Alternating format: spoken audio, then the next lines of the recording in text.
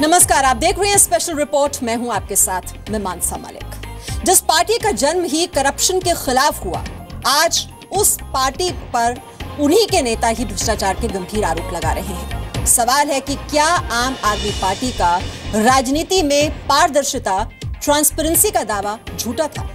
केजरीवाल की असत्य कथा में आज हम आपको दिखाएंगे कैसे दिल्ली के मुख्यमंत्री केजरीवाल के पुराने दावे ही उनकी पोल खोल रहे हैं, लेकिन वो आईना देखने के लिए तैयार है। इंसान का इंसान से हो भाईचारा। भ्रष्टाचार मुक्त भारत हमारा मकसद है। भ्रष्टाचार मुक्त भारत हमारी जिद है। यही पैगाम हमारा। अपनी जिंदगी दांव पे लगा दूंगा, लेकिन भ्रष्टाचार के साथ समझौता नहीं होने वाला। मुझे नहीं बात करनी। पागल हो रहे हैं थोड़े लोग।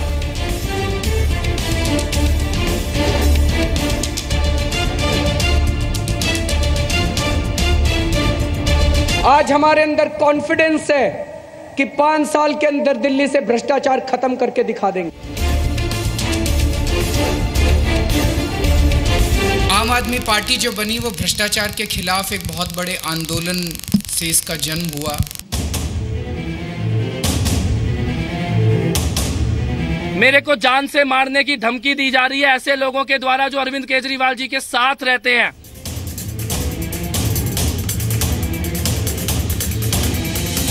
अरविंद केजरीवाल अब कुर्सी नहीं छोड़ सकते। कुर्सी उनकी कमजोरी बन चुकी है।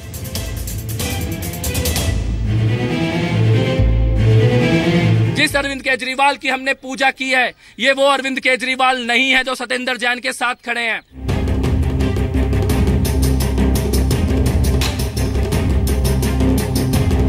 दिल्ली में नगर निगम के टिकटों के लिए पैसों के लेन देन के बारे में लोग फोन करके बता रहे हैं।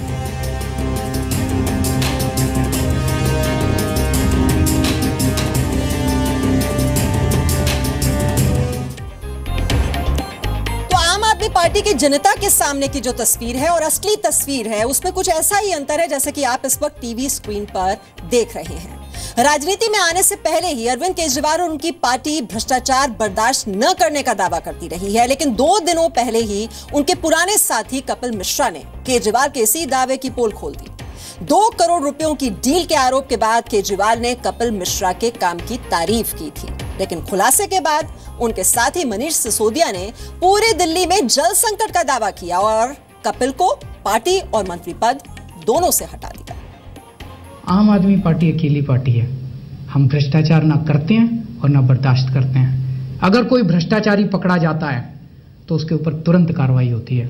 अगर मैं अपने लोगों के खिलाफ कार्रवाई कर सकता हूं, अपने मंत्री के खिलाफ कार्रवाई कर सकता हूं, तो ये आपको यकीन है कि अगर दूसरा कोई भ्रष्टाचार करेगा तो उसके खिलाफ सख्त से सख्त कार्रवाई की जाएगी। मैंने अपनी आंखों से देखा है, अरविंद केजरीवाल जी के घर पर देखा है। सत्येंद्र जैन जी 2 करोड़ रुपए अरविंद केजरीवाल जी को नगद देते हुए मैंने अपनी आंखों से देखा है। पानी भी फ्री कर दिया, पानी की बचत भी हो गई, पैसे भी ज्यादा कमा लिए।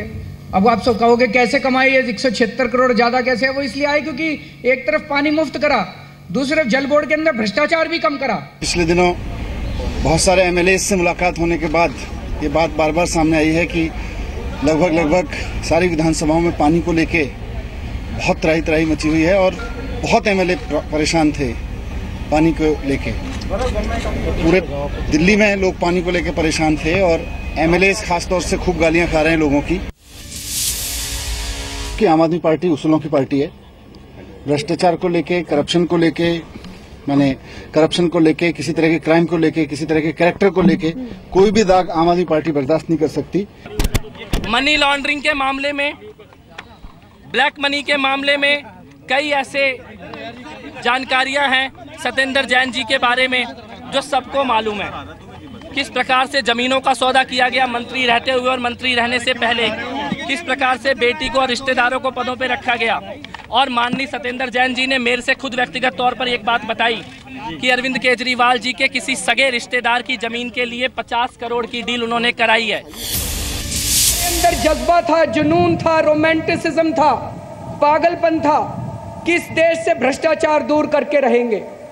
लेकिन 49 दिन की सरकार चलाने के बाद आज हमारे अंदर कॉन्फिडेंस है कि 5 साल के अंदर दिल्ली से भ्रष्टाचार खत्म करके दिखा देंगे। जितने सबूत हैं इन लोगों के खिलाफ, ये 4-5 लोग हैं जो पैसे का धंधा करते हैं, भ्रष्टाचार करते हैं। जैसी जानकारियां मेरे पास आ रही हैं, उन जानकारियों से मैं हिला हुआ हूं, हैरान हूं, शॉक्ड हूं। तो आपको भी याद होगा कि भ्रष्टाचार को लेकर कितने बड़े बड़े दावे केजरीवाल करते रहे हैं। भ्रष्टाचार को लेकर जीरो टॉलरेंस की बात वो करते थे। ये वो पार्टी है, ये वो नेता हैं जो ऊंचे मापदंडों की बात करते रहे हैं, जो कहते रहे कि वो भ्रष्टाचार का सफाया कर देंगे। वो बिल्कुल साफ सुथरी राजनीति करने के लिए आए हैं और चाहे वो भ्रष्टाचार किसी भी पार्टी में हो, अगर उनकी अपनी पार्टी में किया जाता है वो उससे समझौता करने के लिए तैयार नहीं। वो भ्रष्टाचार को किसी भी कीमत पर बर्दाश्त नहीं करेंगे। और जब दिल्ली सरकार ने विशेष सत्र बुलाया, आज जो कि विशेष सत्र बुलाया गया था, तो लगा ये कि विधानसभा में मुख्यमंत्री उन आरोपों का जवाब देंगे जो उनके पूर्व मंत्री कपिल मिश्रा ने लगाए हैं। लेकिन सदन में यह दिखाने की कोशिश हुई कि ईवीएम किस तरह से चुनाव में आम आदमी पार्टी की हार के लिए जिम्मेदार है। केजरीवाल ने मीडिया के सामने अपने विधायक और पूर्व मंत्री सौरभ भारद्वाज की यह क्वालिफिकेशन बताई कि सौरभ कंप्यूटर इंजीनियर हैं और यह भी कि कंप्यूटर का मदरबोर्ड बदलना भारत के लोकतंत्र का सबसे जरूरी काम है। लेकिन केजरीवाल दिल्ली वालों की आंख में आंख डालकर यह नहीं बोल पाए कि उन पर लगाए जा रहे रिश्वतखोरी के आरोप गलत हैं। ये देश के लिए बहुत बड़ा खतरा है, जनतंत्र के लिए बहुत बड़ा खतरा है। वह अरविंद केजरीवाल आरोप रिश्वत के हैं और बयान दे रहे हैं ईवीएम पर। आम आदमी पार्टी के ग्रेटर कैलाश के जो विधायक हैं सौरभ भारद्वाज जी, जो खुद एक कंप्यूटर इंजीनियर हैं, ये दिखाया कि हमारे देश के अंदर ईवीएम के साथ छेड़छाड़ कैसे की जा रही है। कपिल मिश्रा के आरोपों पर जवाब देने की बजाय आपने सियासत को वापस ईवीएम की तरफ मोड़ दिया। दिल्ली विधानसभा में आपके विधायक सौरभ भारद्वाज ने ईवीएम पर डेमो देकर गड़बड़ी की आशंका को सच साबित करने की कोशिश की। इस मशीन के ऊपर आज की केंद्रीय सरकार जो हमारी सेंट्रल गवर्नमेंट है वो इसी मशीन के ऊपर टिकी हुई है। लेकिन चुनाव आयोग के पूर्व सलाहकार केजे राव ने इस डेमो को लेकर आम आदमी पार्टी पर सवाल खड़े किए। जी न्यूज से बातचीत में राव ने पूछा कि ईवीएम चुनाव आयोग से बाहर कैसे आए। एक तो फर्स्ट थिंग वो है, कोई भी ईवीएम बाहर नहीं आ सकता है जी। अगर आ गया तो चोरी करके लाना पड़ता है जी। इसने चोरी किया है क्या आम आदमी पार्टी? ईवीएम कोई भी ईवीएम खोल के कोई भी टैंपर कर सकता है। इलेक्शन कमीशन का ईवीएम को कोई भी टैंपर नहीं कर सकता है। ये कौन से ईवीएम कहाँ से लाया है? Election commission has every right to arrest him. इसी ईवीएम के जरिए दिल्ली में भारी बहुमत हासिल करने वाली आम आदमी पार्टी ने गोवा और पंजाब चुनाव में हार के बाद ईवीएम को खारिज करना शुरू कर दिया। 1 नंबर दबाया तो जो वीवीपैट मशीन है जिसमें से स्लिप निकलती है उसमें एक कमल का निशान आया, ठीक है। फिर 4 नंबर दबाया, 4 नंबर कांग्रेस का था, उसमें जो चिट निकली वो भी कमल की निकली। कोई भी बटन दबाओ बीजेपी को वोट जा रहा था।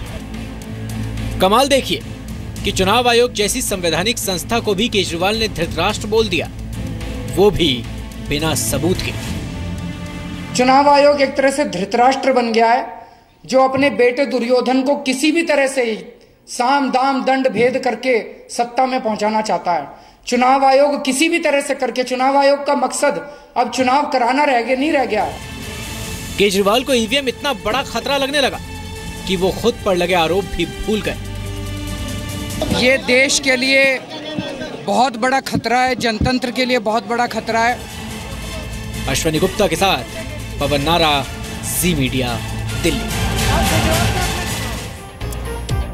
आपको याद होगा आम आदमी पार्टी में सबूत मिलने पर एक्शन की बात होती थी, लेकिन कपिल मिश्रा के आरोपों के बाद मानसिक संतुलन बिगड़ने की बात हो रही है। आम आदमी पार्टी ने एमसीडी चुनाव हारने के लिए ईवीएम को जिम्मेदार बताया। इतना ही नहीं, दिल्ली विधानसभा में ईवीएम का डेमो देकर चुनाव में यह भी साबित करना चाहा कि गलती तो मशीन में है। अगर हमारी नजर में कोई सबूत आता है, ठोस सबूत आता है, उसको छोड़ते नहीं है, उसके खिलाफ तुरंत एक्शन होता है। आज दुख के साथ लेकिन इस संकल्प के साथ कि किसी भ्रष्टाचारी को नहीं छोड़ेंगे, जेल भिजवा के रहेंगे जिन्होंने कैश लिया, या तो वो बताएं कि वो पैसा कहां से आया, उस पैसे का हिसाब किताब दुनिया को दें।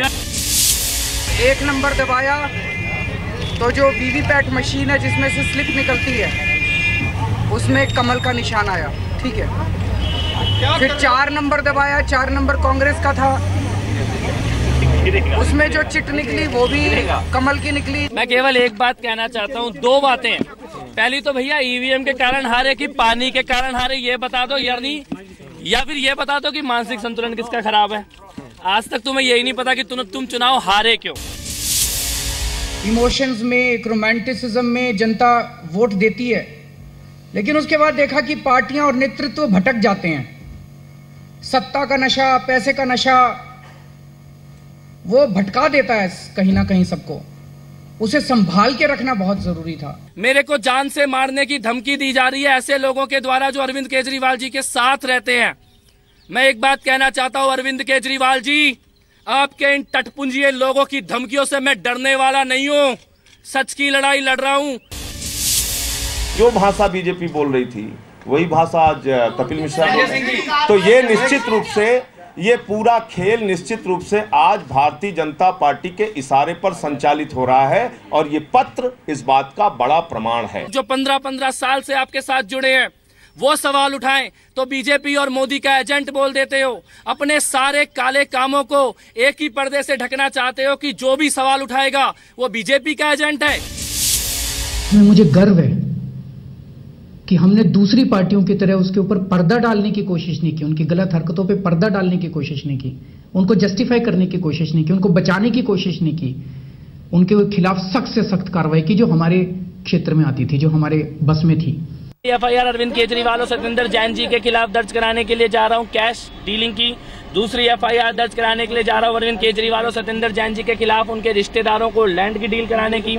और तीसरी एफआईआर जो सबसे खतरनाक है वो दर्ज कराने के लिए जा रहा हूं आम आदमी पार्टी के 5 नेताओं के द्वारा विदेश यात्राएं इलीगल मनी और जनता के पैसों से जो की गई है।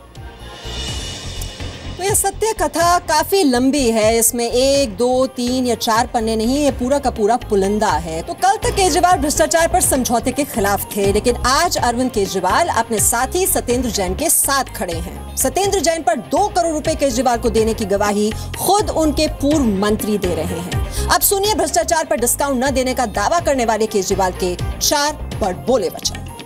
भ्रष्टाचार से समझौते का सवाल ही नहीं उठता, अपनी जिंदगी दांव पे लगा दूंगा, लेकिन भ्रष्टाचार के साथ समझौता नहीं होने वाला। ये मैं आपको आश्वासन दे रहा हूँ, चाहे वो शीला दीक्षित जी ने किया हो, चाहे वो किसी मंत्री ने किया हो, चाहे किसी संतरी ने किया हो, चाहे किसी कांग्रेसी ने किया हो, चाहे बीजेपी वाले ने किया हो, और चाहे हमारा कोई व्यक्ति हमारी पार्टी का या हमारे सरकार में कोई करे, किसी भ्रष्टाचार से बिल्कुल समझौता नहीं होगा। लेकिन भ्रष्टाचारियों से लड़ने का एक इतिहास है। जिस अरविंद केजरीवाल को हमने भगवान माना है, जिस अरविंद केजरीवाल की हमने पूजा की है, ये वो अरविंद केजरीवाल नहीं है जो सत्येंद्र जैन के साथ खड़े हैं।